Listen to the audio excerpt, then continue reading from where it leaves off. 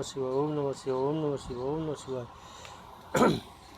अध्यात्म रामायण अयोध्याकांड प्रथम सर्ग। भगवान राम के पास नारद जी का आना।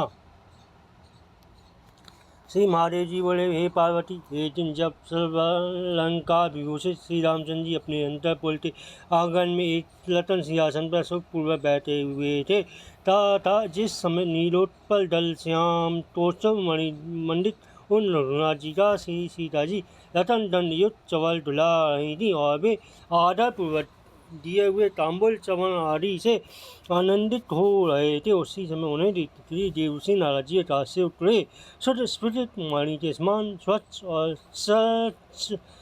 और सल चंद्र के समान निर्मल दिव्य मूर्ति श्री नारद जी तो इस प्रकार अचानक आते थे। भगवान राम सहसा उठ खड़े हुए और सीता जी सहित प्रेम और भक्तिपूर्वक हाथ जोड़कर पृथ्वी पर सिर रखकर उन्हें प्रणाम किया।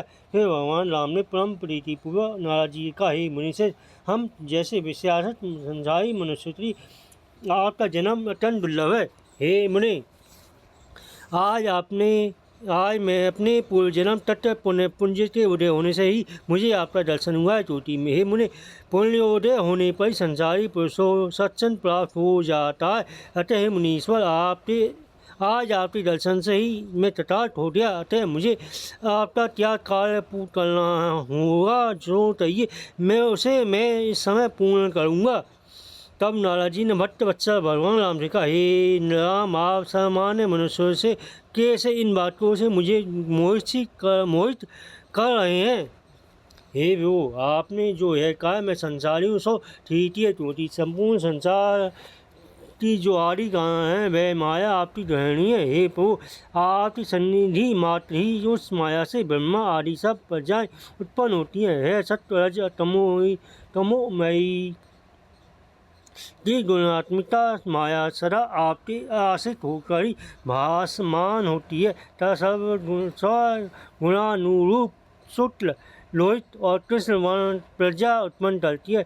इस त्रिलोकी रूप महाग्रह के आप ध्वस्त रहे गए हैं। आप भगवान विष्णु हैं और जानकी जी लक्ष्मी जी हैं, आप शिव हैं और जानकी जी पार्वती हैं। अब ब्रह्मा और जानकी जी सरस्वती हैं तथा आप सूर्यदेव हैं और जानकी जी प्रभा हैं। आप चंद्रमा शुभ लक्षणा सीता जी रोहिणी है। आप इंद्र और सीता पुलोमा कन्या सच्ची हैं और आप पत्नी हैं और सीता जी स्वाहा हैं। हे प्रभु, आप सबके कालरूप यम है और सीता संयमनी है। हे जगन्नाथ, आप नित्य और जानकी जी तामसी हैं। हे राम, आप वरुण हैं और शुभ लक्षणा जानकी भगु कन्या बारुणी हैं। आप वायु हैं और सीता जी सदा रति हैं। हे राम, आप कुबेर और लक्ष्मी जी सीता जी उनकी संपत्ति हैं तथा आप लोक संहार काली रुद्र और सीता जी रुद्राणी कहलाती हैं। हे माधव, निसंदेह संसार में जो कुछ पुरुष वाचक है वह सब आप है और ऐसी भाषा सब श्री जानकी जी हैं। अतः वे देव त्रिलोकी में आप दोनों से अतिरिक्त कुछ भी नहीं है। आप ही ये हवा से पटुआख्यान आप व्यक्ता तत् कहलाता है। उससे महत्व से शुद्धात्मा, हिलने में ध्रव और शुद्धात्मा से सर्वात्मक लिंग देह उत्पन्न होता है। अहंकार, बुद्धि, पंच प्राण और 10 इंद्रिया, इनके समूह को प्राग जन्म मृत्यु सुख दुख आदि धर्मों वाला लिंग देह बताते हैं। लिंग देह अभिमानी चेतनाभासी जगत में तन्मय हुआ जीव नाम से विख्यात है। अनिर्वचनीय अनादि अविद्याई इस जीव की कारण उपाधि कही जाती है। सूर्य चेतन की स्थूल सूक्ष्म और कारण, ये तीनों उपाधियाँ, इन उपाधियों से युक्त होने से यह जीव कहलाता है और इससे रहित होने से परमेश्वर कहा जाता है। हे रघुश्रेष्ठ, जागृत स्वप्न और सुषुप्ति ऐसे ही जो 3 प्रकार की सृष्टि है उससे आप विलक्षण, आप उसके चेतन मात्र साक्षी हैं। है संपूर्ण जगत आप ही में से उत्पन्न हुआ है, आप ही में स्थित है और आप ही में लीन होता है।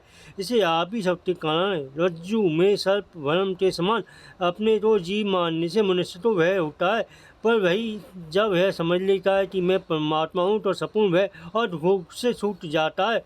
तो चिन्ह मात्र ज्योति स्वरूप आप ही सबके शरीरों में स्थित होकर उनकी बुद्धियों को प्रकाशित कर रहे हैं। इससे आप भी सप्त आत्माएं रज्जु में सर्प भ्रम के समान अज्ञान से ही आप में सपूर्ण जगत की कल्पना की जाती है, सो आपका ज्ञान होने से सब लीन हो जाती है। शुक्ला मनुष्य को सदा ज्ञान का अभ्यास करना चाहिए। आठ चरण कमलों की भट्टी से युक्त पुरुष को क्रम से ज्ञान की प्राप्ति होती है। अतः जो पुरुष आपकी माया भट्टी से युक्त है वे ही वास्तव में मुक्ति के पात्र हैं। हे प्रभु, मैं आपके भक्तों के भक्त और उनके भी भक्तों का दास हूँ, अतः आप मुझे मोहित न कर मुझ पर अनुग्रह कीजिए। हे प्रभु, आपके नाभि कमल से उत्पन्न हुए ब्रह्मा जी मेरे पिता, अतः मैं आपका पुत्र हूँ। हे राघव, आप मुझ भक्त की रक्षा कीजिए। इस प्रकार रहते बारम्बार प्रणाम कर श्री नारद जी ने नृत्यों में आनंद आंसु बरसाकर कहा, हे नरुश्रेष्ठ, मुझे ब्रह्मा जी ने आपके पास भेजा है।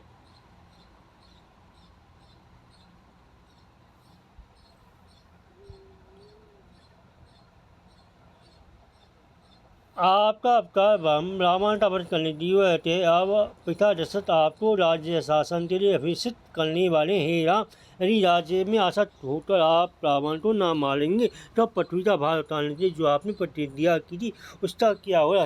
अतः हे राजेंद्र, आप उसे सत्य कीजिए, क्योंकि आप सत्य प्रतिज्ञ हैं। नारद जी के वचन सुन नारद श्री रामचंद्र जी ने मुस्कुराकर कहा, नारद जी सुनिए, क्या कोई ऐसी बात भी है जिसे मैं नहीं जानता हूँ।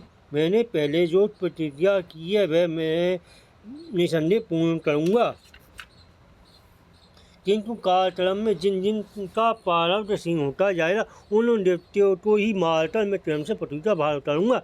रावण का भय करने मैं कल दंडाकरण को जाऊँगा और वहाँ 14 वर्ष मुनि वेश धारण करता रहूँगा। जो सीता हरण के विष से मैं कुटुम्ब के सहित नष्ट कर दूँगा। श्री रामचंद्र जी के इस प्रकार प्रतिज्ञा करने पर नारद जी अति प्रसन्न हुए और तदनंतर उन्होंने श्री राम जी की 3 परिक्रमाएं की और दंडवत प्रणाम कर उनकी आज्ञा ले आकाश मार्ग से देवलोक को चले गए।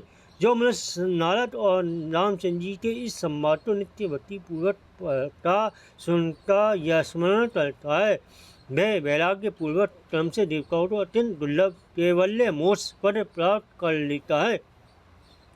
इति श्रीमद् अध्यात्म रामायण उमा महेश्वर संवादे अयोध्या कांडे प्रथम सर्ग। ओम नमः शिवाय, ओम नमः शिवाय, ओम नमः शिवाय, ओम नमः शिवाय, ओम नमः शिवाय, ओम नमः शिवाय, ओम नमः शिवाय।